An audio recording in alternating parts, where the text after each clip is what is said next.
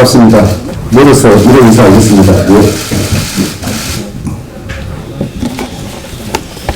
오늘은 원내대책회의도 현안 위주로 현안이 있는 상임위 중심으로만 간이하게 하도록 그러했습니다. 사회적 거리두기 취지도 맞추고 이렇게 해서 하게 됐다는 점을 미리 말씀드립니다. 어제 정부가 발표한 4차 추경안에 따른 국가 채무 비율을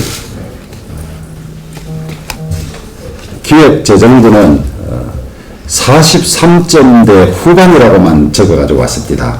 아마 43.9라고 하기도 자신이 없고 아마 그런 어정쩡한 표현을 해가지고 왔던데 사실 43.9도 잘못된 것이라고 합니다.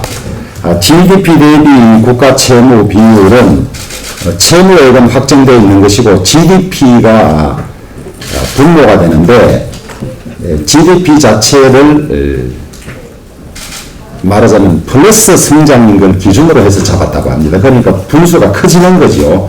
그런데 정부 자체도 그 성장률 자체를 다 마이너스로 잡고 있고 해서 마이너스 기준으로 하면 이미 44를 넘어서는 거죠. 그런데 그것을 자기들도 이 재정 건전성이 문제되고 걱정이 되는지 플러스 성장하는 걸로 잡아놓고 그래서 하니까 43.9가 나오는데 43점대 후반이라고만 얼버무리고 왔습니다. 이 재정 건전성을 걱정은 하고 있구나 하는 점에서는 한편 안심이 되기도 하지만은 자기들 스스로도 이게 재정 건전성이 문제라는 걸 알고 있구나 하는 그런 점에서는 추경 내용 자체가 너무 잘못됐다. 오늘 아침 언론 보도라든지 국민들 댓글에도 나왔지만은 국민 혈세 거두어서 통신비 2만원씩 전 국민에게 지급한다고 해서 거의 1조 가까운 돈을 이렇게 그렇게 큰 의미 없이 쓰는 것 같습니다. 방금 우리 박성준 과방위 간사가 주신 최근 이동통신 3사 매출액 영업이익 현황을 보면 통신비는 오히려 줄어들었습니다. 보통 정액제를 사용하기 때문에 비대면 재택근무가 있어서 데이터량이 늘고 통신량이 늘었으니까 통신비 2만원씩 지급한다고 했지만은 정작 국민들이 지출한 통신비는 정액제 때문에 늘지 않았음에도 불구하고 이렇게 돈을 효과가 없이 흩는 이런 아주 도덕적 해이, 재정적 해이가 열심히 드러난 이런 걸 하고 있습니다. 우리 예결위 심사 과정에서 이 점은 반드시 바로잡아야 될 거라고 생각합니다. 저희들도 주장했지만은 많은 국민들이 그렇게 쓸 돈이라면 독감 백신 전 국민에게 예방접종 무료로 하자 이런 제안들이 많이 들어와 있습니다. 지금 백신은 만드는데 시간이 필요하다고 합니다만은 3,000분 백신이 준비되어 있다고 합니다. 그런데 정부가 무상으로 접종하는 18세 미만과 62세 이상은 1,900만 명이라 했나요? 1,900만 샘플이고 나머지 1,100만 샘플은 여전히 여분이 있기 때문에 국민 안전이나 건강에 가장 중요한 더구나 코로나가 이렇게 잡히지 않고 있는 상황에 독감까지 겹치면 더 문제가 생기니까 그런 쪽으로 예결위 심사 과정에서 저희들 조정을 위해서 노력을 하도록 하겠습니다.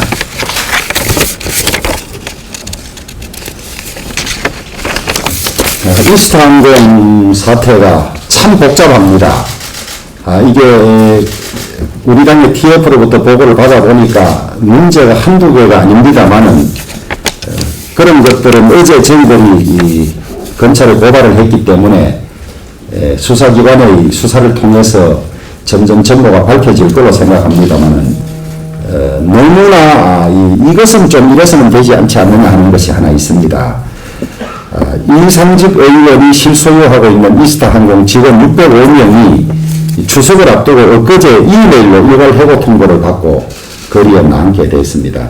이분들은 월급도 수개월째 못 받고 있는 상태이기도 하지만은 이 해고된다고 하더라도 실업보험, 실업수당을 받지 못하게 되어 있다고 합니다.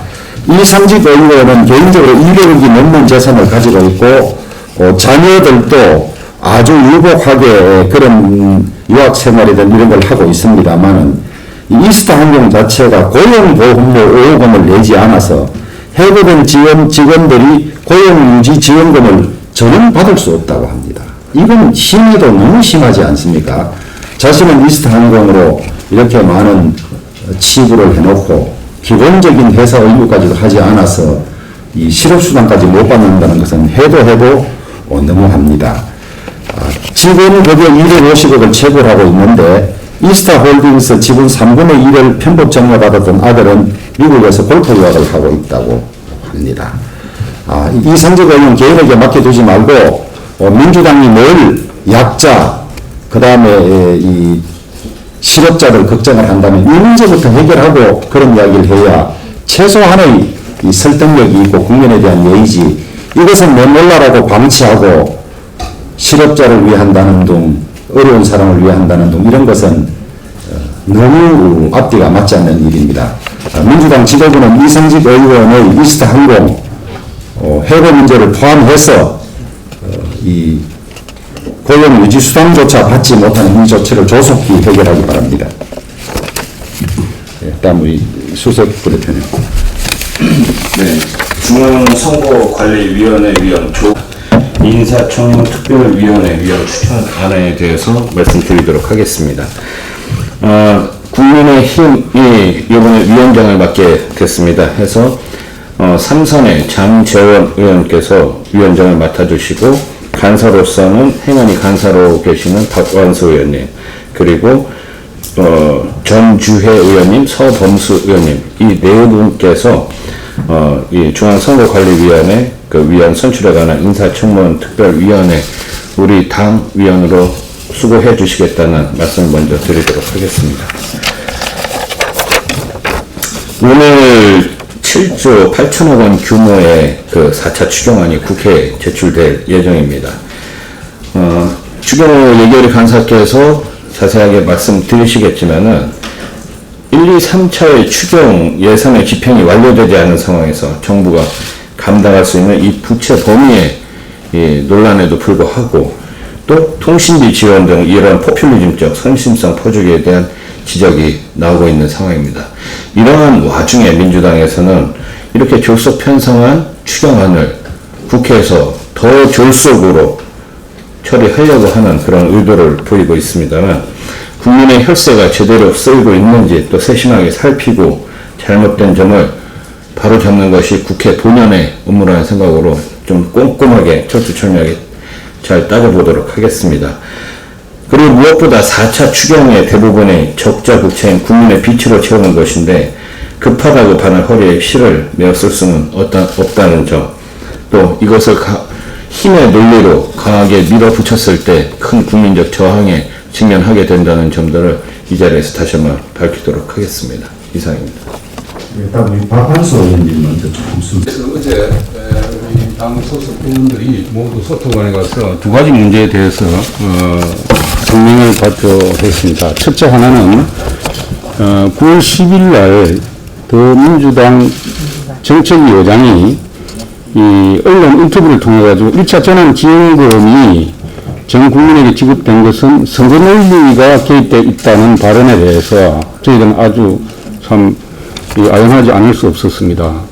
문재인 대통령이 3월 30일 날 가구당 100만 원 긴급 재난지원금을 지급하겠다고 이렇게 밝힌 것이라든지 경기도 지사가 4월 11일 선거기간 중입니다. 운동기간 중에 지급을 시작한 경기도 전환 기본소득 이런 것이 정부 총선에 영향을 주기 위해서 미치기 위해서 이렇게 한 것으로 오히려 더민주당 정책위 의장이 자인을 한 것이죠. 그래서 이 부분에 대해서 우리 당 그 행안위 의원 소속된 행안위 의원 정원이 소통관에서 중앙선관위가 여기에 대한 명확한 입장을 밝혀라. 정말 이것이 선거에 미치기 위해서 만약에 행정기관이 이렇게 했다고 하면 이건 공직선거법의 명백한 위반이고 선관위가 이 부분에 대해서 입장을 밝히고 관련자를 공직선거법 위반에 대한 고발 조치를 촉구하는 그런 성명을 발표했습니다. 두 번째 저희들이 성명을 발표한 것이 최근에 중앙선관위가 야당 의원의 그 재산 등록에 대한 고발 그리고 조사 정보 유출 여러 가지 과정에서 선관위가 아주 편향적인 그런 행태를 보인 것에 대해서 저희들이 성명을 발표했는데 공직선거법에 보면은 비례대표 후보는 선거 공보물을 제시하지 않습니다. 공개하지 않습니다. 그리고 이 공직선거법에 의하면은 선거에 이길 목적이나 이기게 할 목적으로 이렇게 허위사실을 공표한 경우에만 선거법 위반 사례가 되기 때문에 비례대표 후보의 경우에는 이 선거법 위반으로 이렇게 보기가 볼 수가 없다는 부분하고 또 이런 내용들이 언론에 당사자보다 언론에 먼저 공개되고 또 야당 의원에 대해서 집중적으로 이렇게 조명되는 부분에 대해서 선관위가 여러 가지 언론에 대한 보도자료나 언론에 대한 그 정보를 흘린 그런 의혹에 대해서 저희들이 선관위의 입장을 해명을 요구하고 앞으로 이러한 사례가 더 이상 있어서는 안 된다는 강력한 그 성명을 발표한 바가 있습니다. 추경 심사 때문에 우리 이제 행안위에서는 희망 일자리 사업이 이번 추경에 예산이 책정되는 걸로 알고 있는데 이런 부분에 대해서는 저희들이 면밀히 검토할 생각이고 뭐 각종 그 법령안 상정에 대해서는 저희들이 면밀하게 심사해서 우리 당이 요구하는 법안이 조속히 통과될 수 있도록 노력하겠습니다. 이상입니다. 예, 박 원장님 수고하셨습니다. 다음 한기호 의원님. 국방부 장관이 전화로 휴가 연장이 부당하지 않다고 발표한 것을 보면서 군 출신으로서 정말 참담한 심정입니다. 군 기관과 군율은 상급자가 누구보다도 모범해 보이고 엄격하게 지킬 때 그것이 군대 전체의 군 기관과 군율을 확립할 수 있는 것입니다. 이와 같이 국방부가 발표한다면 앞으로 예하 지휘관들은 어떻게 하라는 것입니까? 이제 부모들이 수없이 전화로 휴가 연장을 신청하고 또 번복한다면 무엇으로 감당할 것입니까? 국방부 발표인데 중대장, 대대장, 연대장, 사단장, 군단장, 군사령관들은 이제 어떻게 하라는 겁니까? 국방부 장관은 확실하게 본인이 장관직을 떠나는 마당에 이러한 잘못된 발표한 것을 다시 정정해 주시기 바랍니다. 이상입니다. 네, 박승준 의원님. 입니다.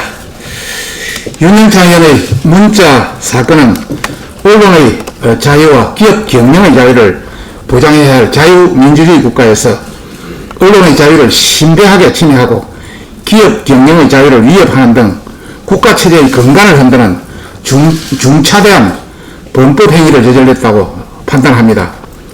이에 우리 가방위 위원들은 윤영찬 의원의 위원직 사퇴 요구와 함께 국회법 48조에 의거해서 윤영찬 의원의 가방위 사임을 요청하였습니다. 이를 위해서 어제, 그제 법안 소위에서도 다시 한번 윤영찬 의원의 가방위 사임을 강력하게 요구했으며 여당 측의 답변이 있기 전까지는 법안 심사 일정은 없다는 메시지도 충분히 전달했습니다. 그래서 과학기술법안 소위에서는 회의 도중 퇴장을 했고 정보방송통신 소위에서는 사퇴를 선언했습니다. 이번 사안과 관련해서 윤영찬 의원에 대해서 상임위 사보임 요구, 윤리 제소, 검찰 고발 등 단계적 압박을 계속해 나가겠습니다. 검경의 변호사의 폭로로 확인된 한상혁 방통위원장의 권한유착 의혹과 관련해서 긴급 현안 질의를 위한 전체 회의를 지난 8월 18일, 19일 양일간 우리 국민의힘 의원들이 중심이 되어 합법적으로 개최하였습니다. 그러나 박강원 위원장의 회의 지연 거부로 상임위 출석 기록 및 속기 기록 등을 남기지 못했습니다. 이 부분을 바로잡기 위해서 저희들이 촬영한 동영상을 중심으로 속기록을 요구하였으나 이마저도 국회법을 근거로 거부한 상황입니다. 적법한 회의에 대한 지원 거부를 부당하게 지시한 박강훈 위원장과 공무원의 기본 의무를 거부한 국회 공무원에 대한 상응하는 조치를 계속 추진해 나가겠습니다. 이상입니다.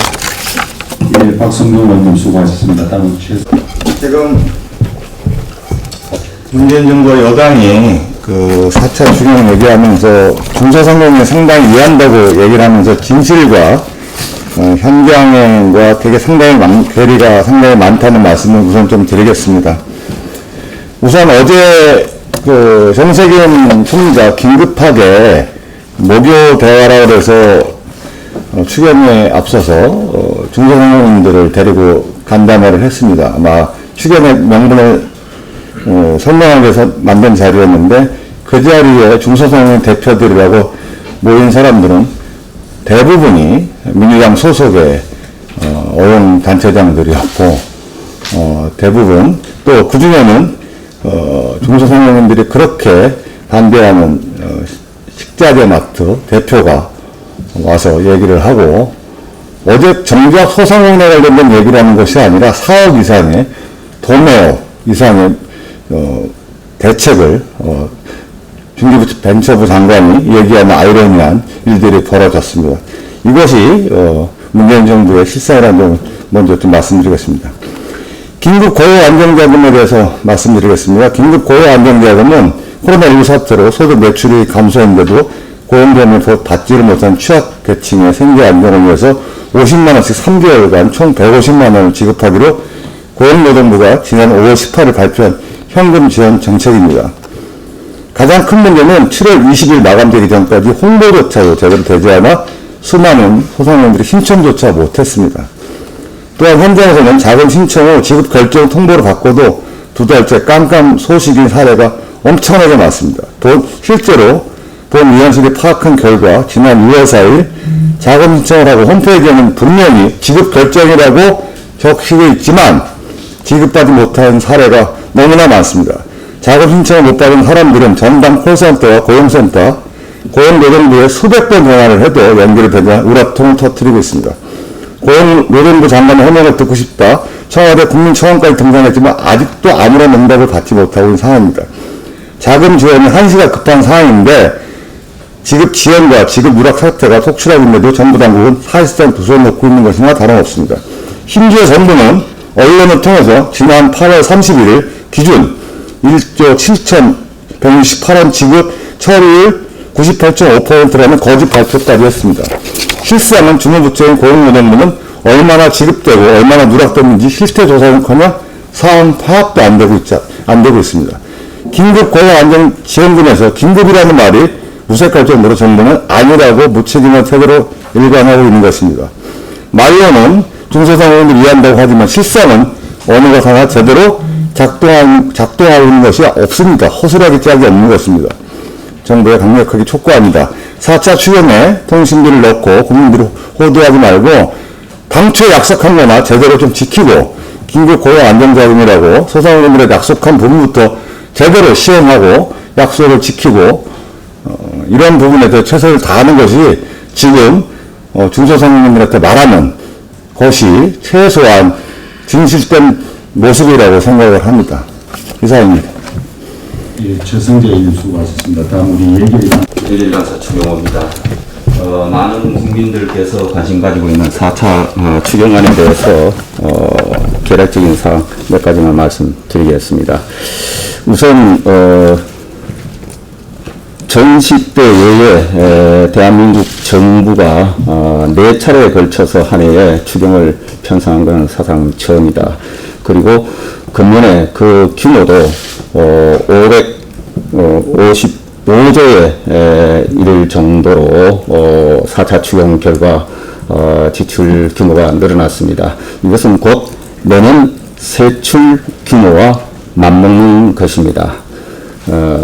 그리고 이 지출 규모 증가, 통합재정 수리 적자, 관리재정 수리 적자, 국가 채무 비율 수준 최고, 그리고 국가 채무 순증 한 해 최고, 국가 부채 재정 지출의 5관왕을 달성한 것입니다. 그리고 이 약 8조 원에 달하는 4차 추경을 편성을 하면서 전액 국채 발행을 통해서 재원 조달을 하는 계획을 발표를 했습니다. 정부가 최소한 성의 있고 책임의식이 있다면은 금년 예산 550조에 상응하는 예산의 일부를 구조조정해서 마른 수건 짜낸다 하는 심정으로 지출 구조조정을 통해서 재원 마련을 했었어야 합니다. 정말 무책임한 모름치한 정부다 이렇게 생각을 합니다. 그 내용을 보더라도 별로 실효성이 없거나 기존 사업과의 차별성도 없는 사업들도 포함이 되어 있다. 지금 여러분들께서 지적을 하셨지만은 이 통신비 2만 원 국민 개개인한테는 용돈의 자녀들 용돈 수준에도 못 미치는 2만 원을 지급하지만은 국가 전체로 보면 1조 원 규모에 해당하는 돈입니다. 정부가 애초부터 예산 편성을 할 때 선별적, 차별적 지원을 피해가 큰 부문 중심으로 하겠다고 이야기를 했는데 결국은 포퓰리즘 정부의 본색을 드러낸 것입니다. 원칙 없이 적극적으로 오락가락하면서 무책임하게 편성된 추경이다 이렇게 말씀드릴 수 있겠습니다. 그리고 또 구체적으로 보면은 형평성 시위 논란 그리고 지급 대상 기준의 불명확성 등등의 문제가 많아 보이고 또 기존에 방만한 예산과 중복되는 그런 우려가 있는 사업들도 다소 포함되어 있다. 그래서 저희 당에서는 추석 전 지급을 위해서 최대한 신속히 심사 그리고 여당과의 협의에는 임하되 졸속 심사가 되지 않도록 철저히 심사해서 한 푼의 혈세가 허투루 쓰지 않도록 하는데 최선을 다하겠다 하는 말씀을 드립니다. 이상입니다. 예, 최경 의원님 수고하셨습니다. 우리 윤기수 의원님 혹시 예, 추경에 대해서는 여러분들께서 말씀을 해주셨으니까 지금 재정의 흐름에 대해서 말씀을 좀 드리고자 합니다. 지금 2018년에 우리가 국채 비율이 38%였거든요. 근데 이게 지금 2024년에 거의 60%, 아까 말씀하신 것처럼 원내대표께서 말씀하신 것처럼 분모를 지금 굉장히 크게 잡아놨기 때문에 그걸 고려하면 60%가 훨씬 넘을 겁니다. 그 얘기를 얘기하면 한 5년 세월 동안 국가 채무 비율이 20%포인트보다 훨씬 더 늘어난다는 얘기입니다. 이게 어느 정도의 의미를 갖냐면 우리나라 한국 경제에서 가장 큰 경제 위기를 2번 겪었고 그 경제 위기를 재정 덕분에 극복했다고 우리가 다 알고 있지 않습니까? 재정이 살렸는데 그때 국가 채무 비율이 어느 정도 늘었냐면 90년대 말 IMF 때 3년 동안 5.7%포인트 늘었고요.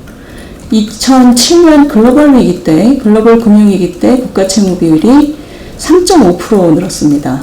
그러니까 지금 우리가 코로나가 있지만 코로나 이전부터도 사실 이런 지출 편향은 굉장히 강했고 한 5년 상관 동안 20%포인트 이상 늘어난다는 것은 우리나라 재정관리 역사에서 전무후무한 일입니다.